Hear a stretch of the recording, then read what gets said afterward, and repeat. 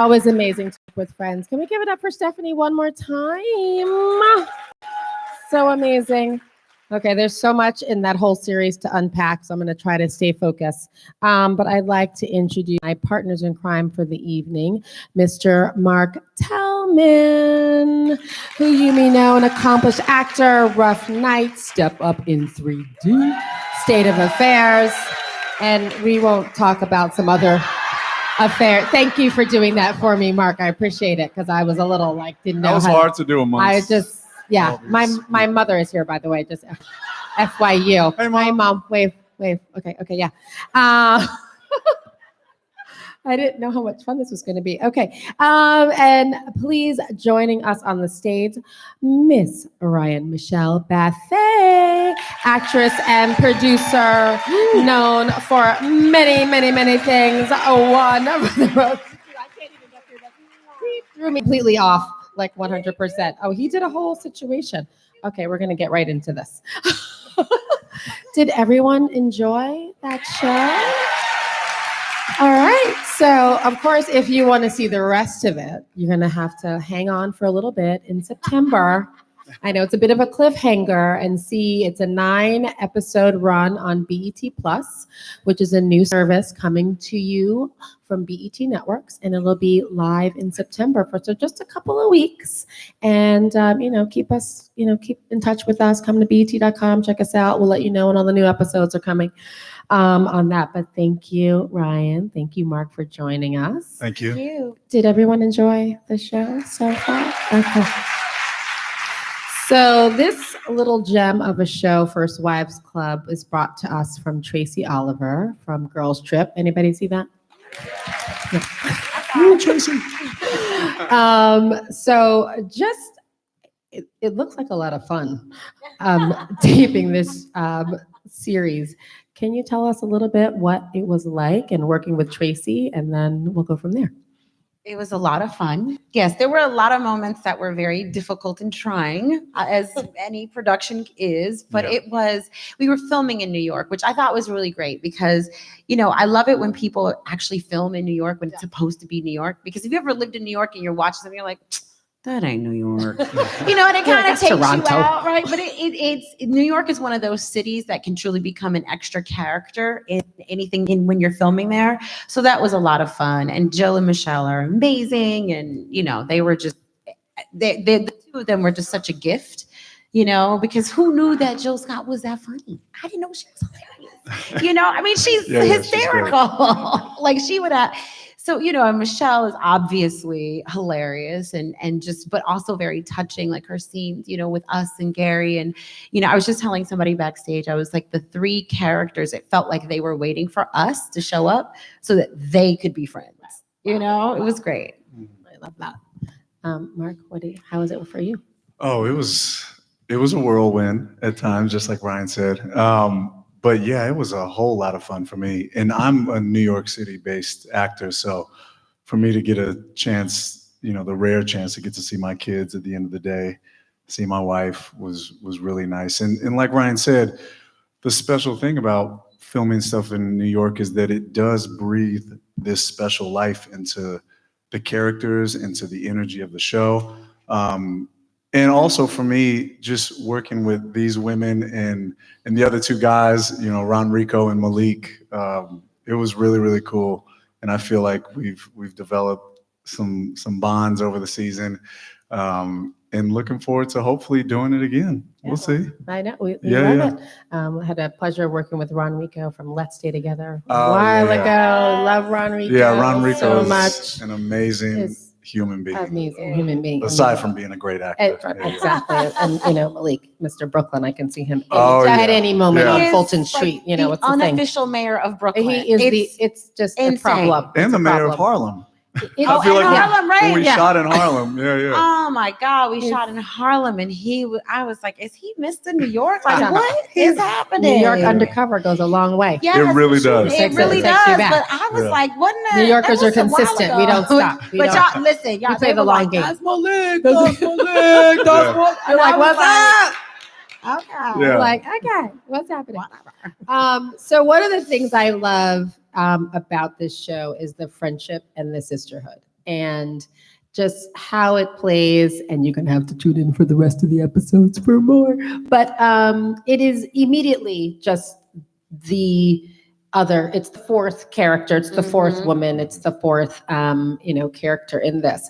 Can you tell me a little bit about how friendship and sisterhood plays a role in your life, and then how it kind of showed up in the series? And don't worry, Mark, I have a follow-up for you, my friend.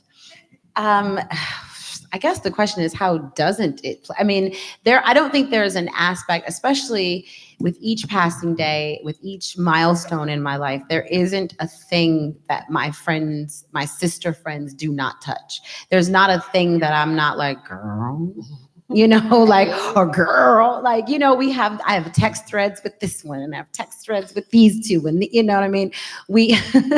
I have two of my dearest friends. They're sisters, and they allowed me to be the third sister. I call myself the triplet. And at one point I tried to text Heffa to them, and it auto-corrected to Heidi. So now we have a text thread, and we call ourselves the Heidis. Like, and they're, your friends become your touchstones. And I'm in a sorority. And, that obviously has played an enormously huge part in my life. I went to Stanford. Everyone's so quiet because no one wanted to guess which one. Right, they did. And it was just very... They know. Everybody knows. Anyway, but where's James? I went to Stanford. James is here somewhere. Where's here? James is here. There they are. Yes. I mean, I went to like one of the most amazing institutions, and it really just taught us how to foster sisterhood and those friendships. And what we saw while we were there at Stanford, we saw people coming back. I mean, a lot of schools have wonderful homecomings, but we do too. And we saw those women maintaining those friendships over years and years. So it taught us how important that was. So it's just, and that of course influenced everything I brought to Ari. And I got really lucky because I had two co-stars who had the same love for their friends. So it was just a real easy synergy. So you actually teed up my question for Mark. Oh, good. So yeah, because I have similar girlfriends with similar threads. They're multiple threads. It's a situation you have to be like, let me check the two because this might go to the wrong group. So we need to make sure it's correct. You got to be careful. Yeah, you don't want to go left with that. You'd be like, did you come in and brunch? What brunch? No, we're not doing that. Right. See, look, everybody knew what I was talking about. They were like, yeah, we know. So, Mark, you're in this trio of men. You're watching all this sisterhood. Yeah. How does that impact how you approach this? And please tell me about the sisters in your life. You talk a little bit about your wife. Like how well do you know the sisterhood and how that impact how you did this role? I am all about the sisterhood. That was the correct 100% right answer. It's real. I mean, if they let me, I'll be the fourth sister. I feel like I found myself at times closer to them than I did the guys. And it's not like by choice necessarily, but it's one of those things where the way we filmed, our scheduling, I spent so much more time with the women. And also a fun fact, Michelle Buteau and I were really, really good friends, and our spouses and kids live pretty close to each other. So being cast in a show together was just icing on the cake. But yeah, I mean, women, Black women, there's nothing like it. Oh, look how he did that. And that's real. That's why I don't have many words to describe it. It's just something about it just feels good. I think about my mother. I think about my wife. I think about people who are dear to me in platonic relationships. Like, there's nothing like the Black woman. The world goes round only because of you all. So. Oh, well, okay. I forgot my next question. Bye. Anybody got a question? Jessica taught you well. Thank you very much. This is the end of the Q&A. So I remember the movie The First Wives Club, and which I loved and laughed and cried and all of that. What do you see as the connection between the movie and the show? I think and I've said this a million times, and people are probably we've bored been of me asked this saying so it. much. Yes, a lot, right? This is like the standard, and it's because it's such a good question, Yeah. and I really do Thanks for think saving me there. Yes. No. No, It's an it's- excellent question. everyone wonders the same you were thing. worried for me.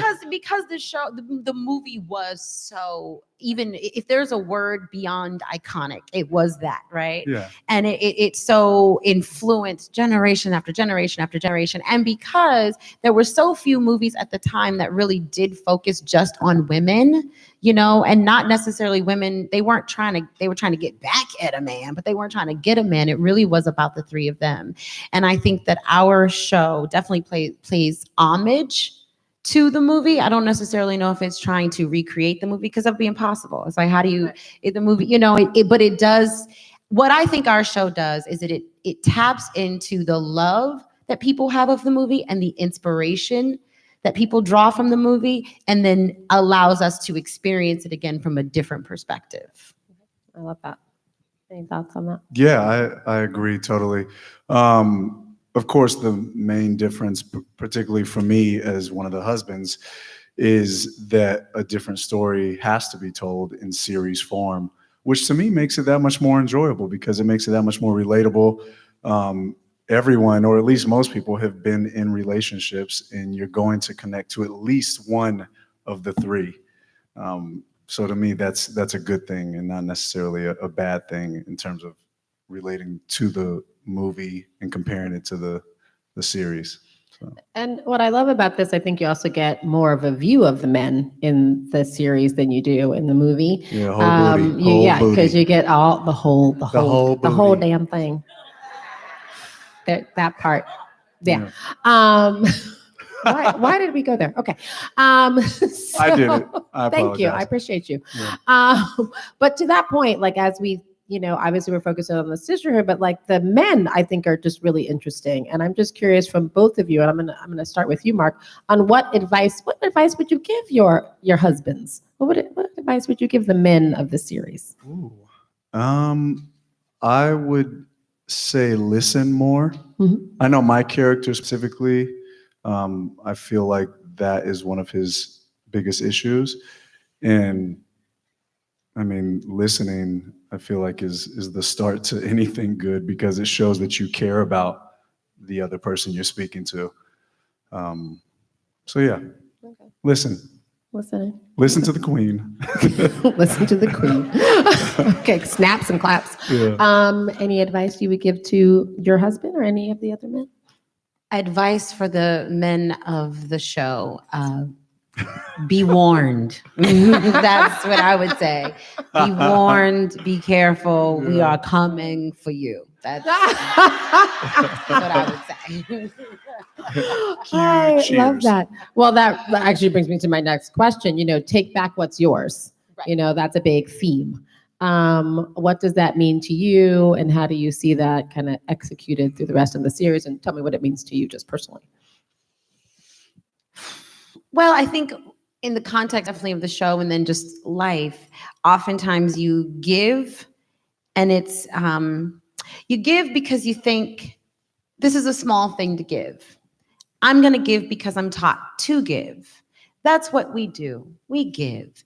And then you look up and you've given everything away. And you're like, well, what? I ain't got nothing else left. What else do you want? Ain't nothing.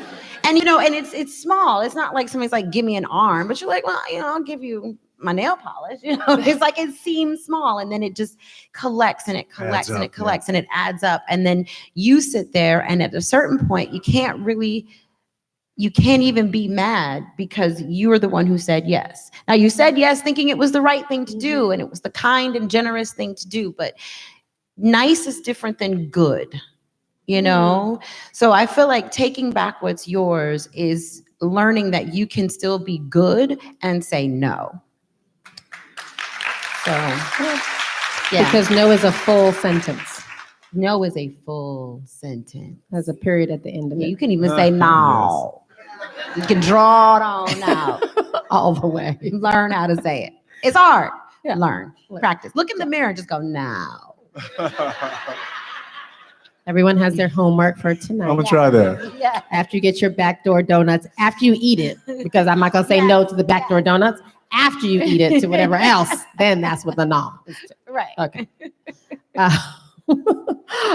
Mark, for you, Take Back What's Yours. I'm curious, what does it kind of resonate for you? Take Back What's Mine. You're saying for the character I think getting his family back. I mean, without giving too much away, I think you she's not wrong. She's not wrong. you can see, I mean, there are issues with each relationship. But I think just learning how important his family is, regardless of how important his job may seem, especially in today's climate and him being a politician. Taking back what's his is what should be his, as opposed to what he thinks is his. No, I think we might have time for one or two questions from the audience. If anyone wants to be brave enough to just come on up to the front. I'll do my very best, Oprah. Thank you. Come on up. I'm going to do this. I'm going to be right here. We're going to give you the question.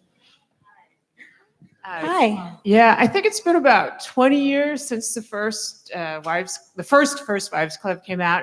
I remember there being a couple of interesting cameos. Ivana Trump, still relatively newly divorced, said, "Don't get mad, get everything." And Mayor Koch, rest in peace, was in it. Just wondering, can we look forward to any interesting cameos? Yes. For sure. Thank you very much for the knowledgeable question. Yeah. Yes, you can. I'm not going to give it away, but yes, you can. I promise I won't give it away, especially after giving something away. We do recreate the but I didn't give much moment. away, just so y'all know. Very, very special cameos. Ones that I myself, I think all of us were excited about. Yeah, we were. We're like, is this really you? Oh, yeah. Awesome. Any other questions? Thank you for that one. Yeah, that was a good one. Yeah. I know. No, we're good. We're ready for donuts. Okay. I'm like, James, you don't have a question? You knew I was going to put you on the spot. Come on, bro. You ain't got a question? Shout it out. Oh, look, this is like church. You're going to come on down to the pulpit. I feel like I need to sing a little talk. Enjoy myself. Take a little walk. Yeah, this is not what he signed up You for. are not trying to put me on the spot, Ryan Michelle, Bathe. Can I ask from here? Go ahead. Yes, you can. I wanted to ask a question, and this is sort of an inside game, but I don't know if everyone appreciates. Could you talk about kind of the resurgence now of kind of Black Hollywood? It seems like right now, not only in front of the screen, but also behind the screens, writers, folks who are kind of helping to greenlight projects. How does this fit in, and shows like this, do you think will fit in to help to inspire or make, is this something what can we do to make sure we see more of shows like this during this time? You see why I had him ask a question. Thank you, James. Was I right? Thank you. you. I was like, did you give him that question? I did not. Is that Stanford education That's up here? the Show? That's Stanford. Stanford. That's that chocolate card. Okay, go ahead, y'all. Thank you. Okay, go answer that question. That is an excellent question, for real. Yeah. So, and it's kind of twofold. What can you do to see more stuff like support? Obviously, social media, talk about it, I think what's wonderful about now is that I would say like maybe 15, 20 years ago, the entirety of Blackdom would have to watch the one show. To cancel it. They're like, one? Who? Who did you find? Who was the one? Yeah. Now I think we have something really powerful, because to answer the first part of your question, social media and the internet has really democratized a lot of things. So like when people can just put stuff up, which we weren't able to do before, which kind of created, the Issa Rae's and the Lena Waithe, like being able to produce your so now I think you can have your show, your niche, you can have a niche audience, but what it does require is for you to be behind it 100%, so not everybody has to watch it. If you love it, just let people know. Yeah, you have to be behind it. And I think you should even go as far as seek who creating projects and find out whether they are people of color, if they're women or transgender, whatever it may be. which is sad because you shouldn't have to do that. Like, that's not why we watch film and TV. Me personally, that was like my favorite thing going into this project, was being attached to something like this. Typically, I mean, light-skinned black dude, like, every love interest is always a blonde white woman. For me, it was really sobering and a lovely thing for me to be a part of this. And then throughout the season, all female directors, also mostly women of color. Like, it was a magical thing to be a part of. So, yeah. And that's a support. really big thing. I'll do my shameless plug at this point because it just feels perfectly right. Is that, there are a lot of shows out here vying for your attention. And I think a couple of things that are important about your attention is that what sometimes the media won't tell you is that every one of you sitting here and everyone on your Facebook feed and your Instagram feed, you are literally holding the media business up. We go to the movies more. We watch the most television. Yeah. We spend the most time on Instagram. Literally every single media entity is dependent. And I please take this away with you because our choices impact how the media business run. And we just don't understand our power. It's like if Black people stopped watching television, went off the internet, y'all thought that New York blackout for 2 seconds meant oh, please. Dark, everything, dark, shut down, closed up, everybody, good night, it's a wrap. Not to get into Nielsen ratings and all of these things, but it is really important that we understand our power as it relates to media and entertainment, as it relates to voting and the changes that need to happen right now. And these are the things that we will do. I said, I almost never want Trump to know like what happens on this island, because if he had any sense, half a understanding his like soul, it would go very left. But I do say that, and I think it's important for us to know our power, and to your point, supporting the Tracy Olivers, the Will Packers, the Tyler Perrys, the Lena Waithes. By the way, all of them are on BET, by the way, all of them. Did you like how I did that? Did you like how I did that? Did you see it? Did you follow me with that? Okay, it was very good. Well, I think that's it. That's our time. Okay. Thank you guys. Thank you so much. Thank you. Let's give it up for Mark and Ryan. First Wives Club, BT Plus, coming September. September sometime. You don't know when. You know what? I'm gonna get you an answer when dinner's over.